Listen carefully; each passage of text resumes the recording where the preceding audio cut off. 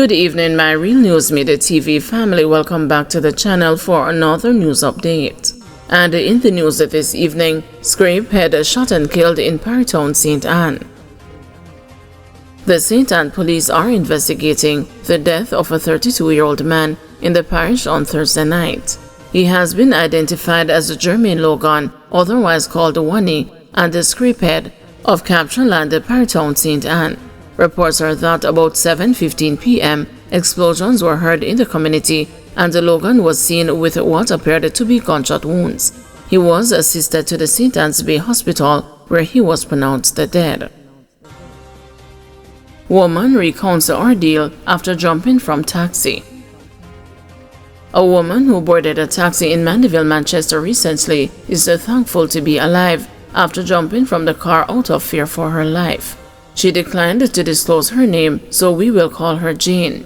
Jane says after she stopped the taxi in New Green last week Thursday, she asked the driver if he was heading to Mandeville, to which he replied in the affirmative.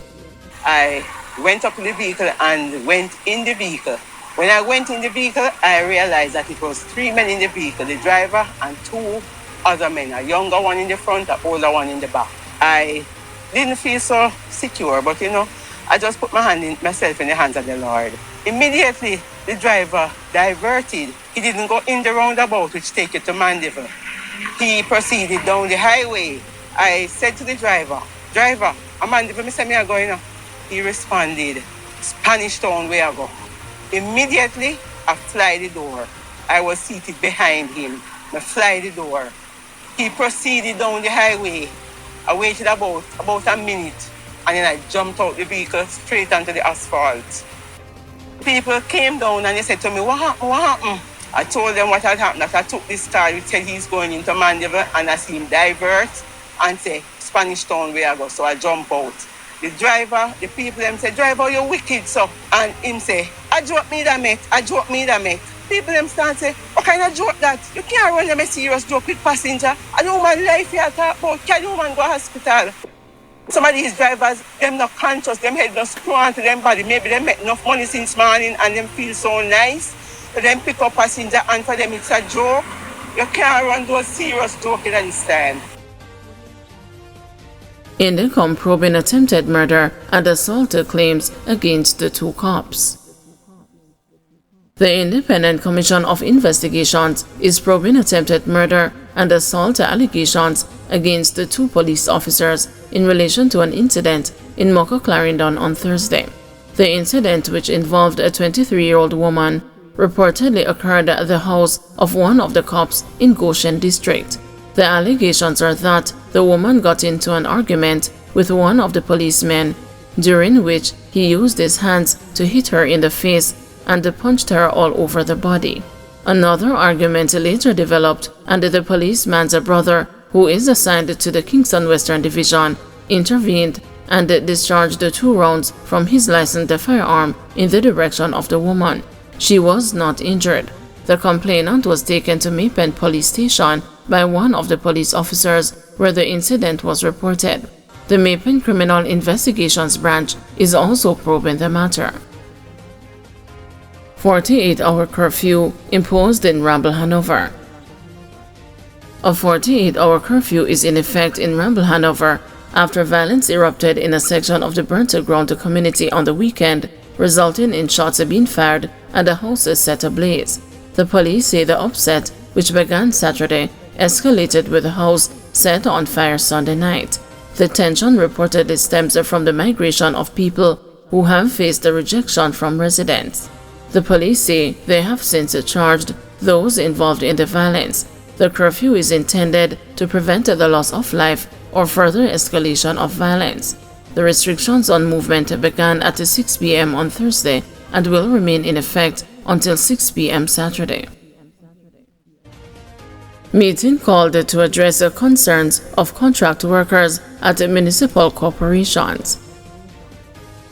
The Jamaica Association of Local Government Officers and the Local Government Services Commission are to meet on Tuesday, November 26, in a bid to stave off industrial action by contract workers in municipal corporations across the island. The workers are reportedly restive over the failure of the government to fulfill its commitment to transition them to permanent employment.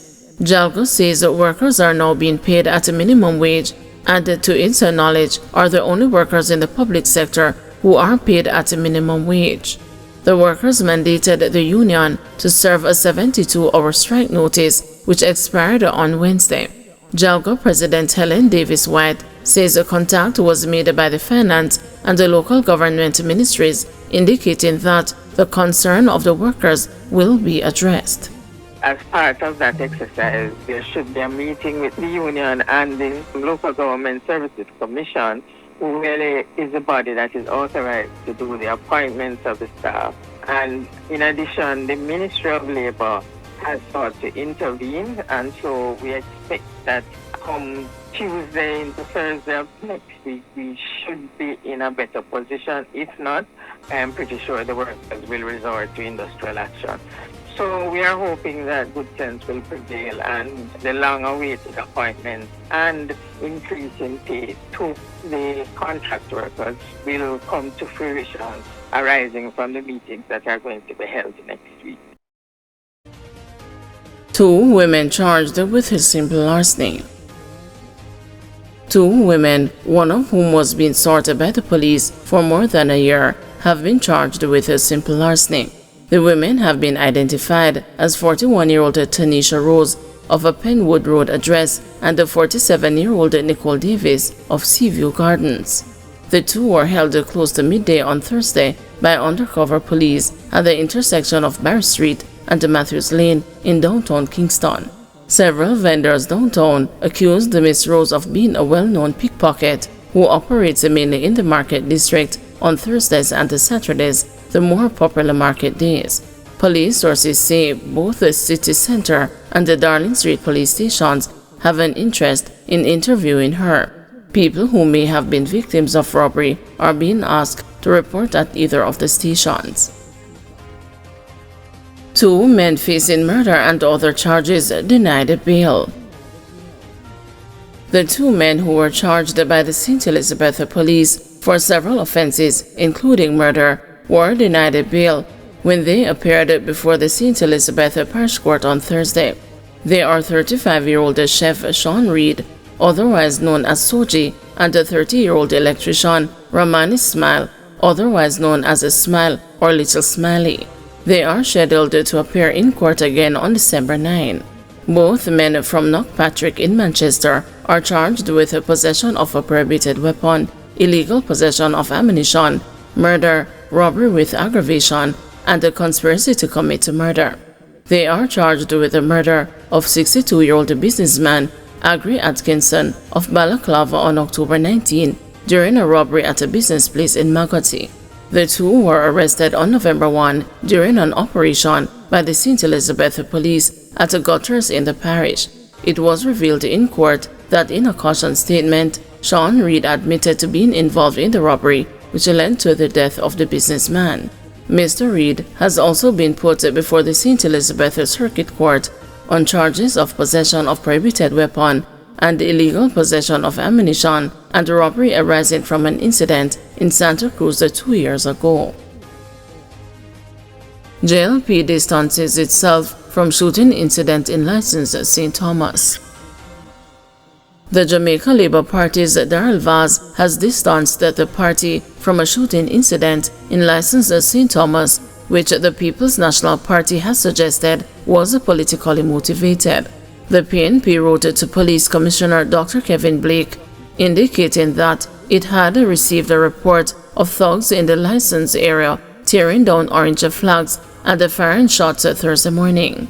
Mr. Vaz, who was on duty at the polling station at Licensed Primary School for the by-election in the Morant Bay Division, said that the incident is troubling. Because on the eve of an election, that is a strategy that's employed to intimidate and to keep strongholds of parties from being afraid to come out. That doesn't work anymore. So the JLP is essentially distancing itself from any affiliation? Absolutely. For me, that does more harm than good. What you must campaign on, which I always tell people, the reason for my success is campaign on issues and plans, not on personalities and distractions. JLP's Dalrymple Philibert says unavailability of some voters may impact turnout. Jamaica Labour Party candidate for today's Chon Southern by-election, Marisa Dalrymple Philibert, says that the voter turnout may be impacted by the unavailability of key electors such as farmers. Speaking with reporters in Warsaw, Dalrymple Philibert argued that many farmers, which make up a larger portion of the constituency, will not get to vote as they are out tending to their farms or selling their produce at markets across Jamaica. This is a farming community, so a lot of our farmers leave on Thursday and they don't come back home until Saturday, she said.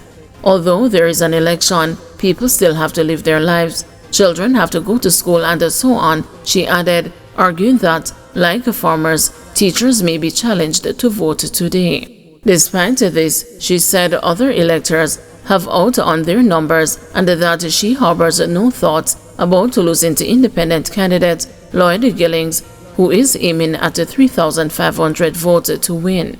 My focus is on the Jamaica Labour Party and the people of Chon Southern, declared Dalrymple Philibert. Thank you everyone for watching. See you tomorrow morning at 6 a.m. for another news update.